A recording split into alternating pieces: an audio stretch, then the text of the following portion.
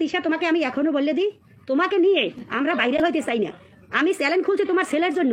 হয় আমি তোমার নাম নিয়ে যদি আমরা ভাইরাল হই, এই তোমার ছেলে আয়া তিশা, তুই আমরা তো খারাপ, তুই ভালো, তুমি ভালো, তোমার জন্য যদি আমরা ভাইরাল হইতে পারি আলহামদুলিল্লাহ। ভাইরাল হইয়া তোমার এই ছেলে আমি হাফিজি পড়ামু। এবার তিশাকে নিয়ে মুখ খুললেন তার সাবেক স্বামীর বর্তমান স্ত্রী। হ্যাপি ওয়ার্স প্রকাশ করলেন একের পর এক চাঞ্চল্যকর তথ্য। এমনকি তিশা যদি বাড়াবাড়ি করে তাহলে তার বিরুদ্ধে মুখ খোলার হুমকিও দিয়েছেন। চলুন ঘটনার বিস্তারিত জেনে নিই।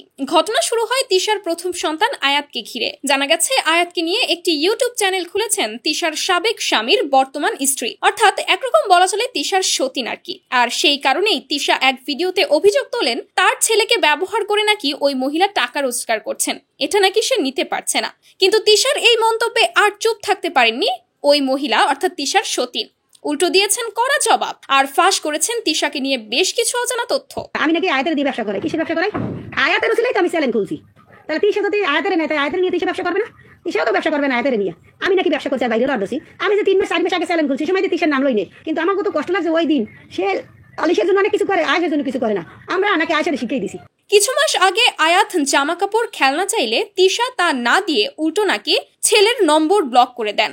অথচ তিশা বলে বেড়াচ্ছিলেন তার বড় ছেলেকে নাকি তার সঙ্গে কথা বলতে দেওয়া হয় না। এছাড়াও তিশার সেই সতীন আরো দাবি করেন 8 বছর সংসার করার সময় তিশা প্রায় 10 লক্ষ টাকার ঋণ করে গেছেন শুধু বিলাসিতা করার জন্য।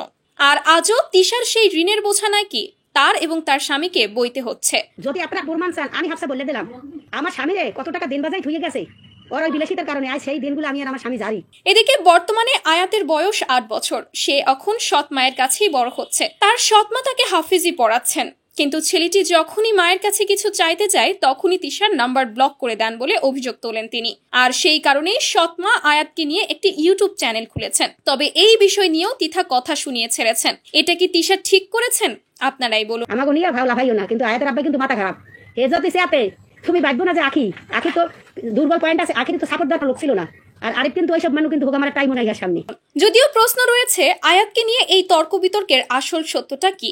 এখন দেখার বিষয় তিশা এই অভিযোগগুলো নিয়ে কোনো প্রতিক্রিয়া জানান কিনা। তো ভিউয়ার্স, পরবর্তী আপডেট পেতে আমাদের সঙ্গে থাকার অনুরোধ রইল এবং বিষয়গুলো নিয়ে যদি আপনাদের কোনো মন্তব্য করার থাকে কমেন্টে জানাতে ভুলবেন না। আর নাম নিয়ে বাইরে লইলেও তো মানুষ আমাদের ভিডিও দেখবে না যে ওর আমাকে নিয়ে বাইরে লইতে। যাক ভাই, তোর ছেলে যদি আমরা বাইরে লইতে পারি আলহামদুলিল্লাহ, দোয়া করে সেই বিনিময়ে আমার ছেলে মেয়ে সাইডের সন্তান যেন আমি হাফিজি পড়াইতে পারি। আমাদের জন্য দোয়া করো ভাই।